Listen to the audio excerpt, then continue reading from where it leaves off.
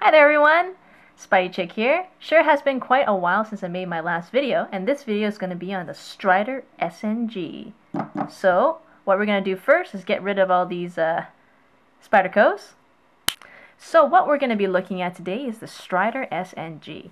This is actually not my knife, it's actually a loaner knife from a good friend of mine, and I've had this knife for about a year now, and my friend wants it back tomorrow, and that's why I'm doing this review. But in any case, let's do a little bit of a size comparison.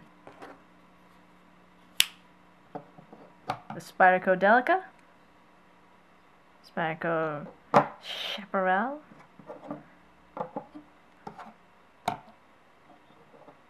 Benchmade Reptilian. It's a little bit smaller there. And something that's a little bit more closer to its size. Let's do a Spyderco Spin. So why was it that I took so long to make this review? Well, it's actually quite a few reasons. Mainly just because I haven't really carried this knife too often. Main reason for that is, first of all, I generally like having smaller knives for my EDC, such as the Spyderco Dragonfly, which is, as you can see, quite a bit smaller, and even the Spyderco Cricket as well. First thing that's really struck me about the Strider SNG was, well, the aesthetics of the knife. I personally find that this knife looks just gorgeous. This is one of the things I just love doing. I would literally just hold the knife and just fondle through it and just take a look at just the beautiful craftsmanship that Strider knives really puts into their knives. However, with that said, one of the things that I really was curious about was the fit and finish and the quality control of this product.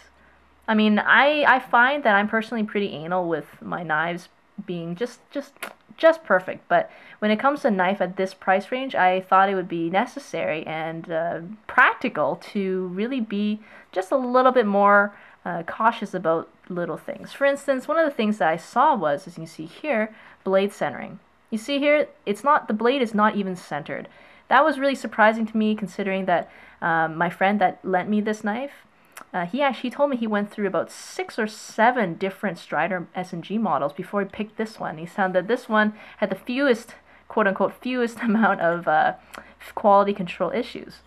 That definitely wasn't a good thing to hear. However, I like to find things out for myself. So one of the things that I heard also about the SNG was, so you see here's the blade stops, that there are gaps in between the G10 and the blade stops.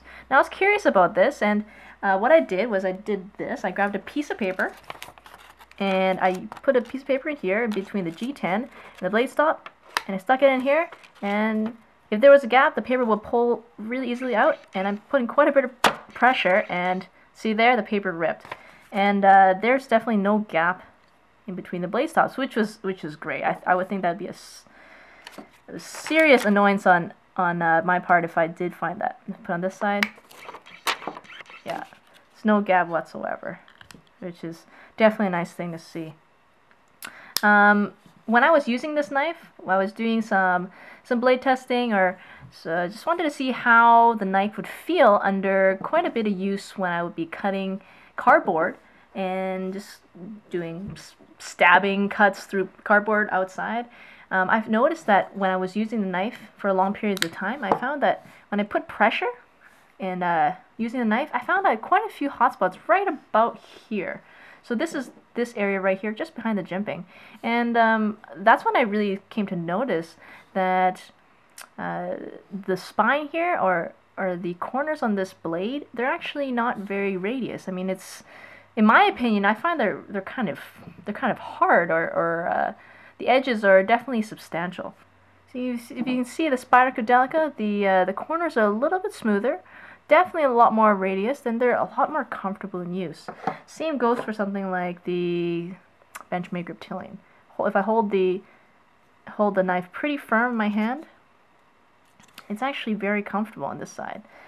But keep in mind that, you know, this is metal, or titanium, if you will. So take that as you will. I think that's just a notable comment, that I am feeling hot spots upon quote-unquote hard use with the Strider SNG during cutting protocols. Well, I know there are a lot of different videos on the Strider SNG already, and this was just a few comments that I had about it. There are some quality control issues. Personally, I probably would use the money to buy a few other, say, production knife folders, or maybe spend a little bit more, or maybe 100, 200 more, and just get a full-on custom knife.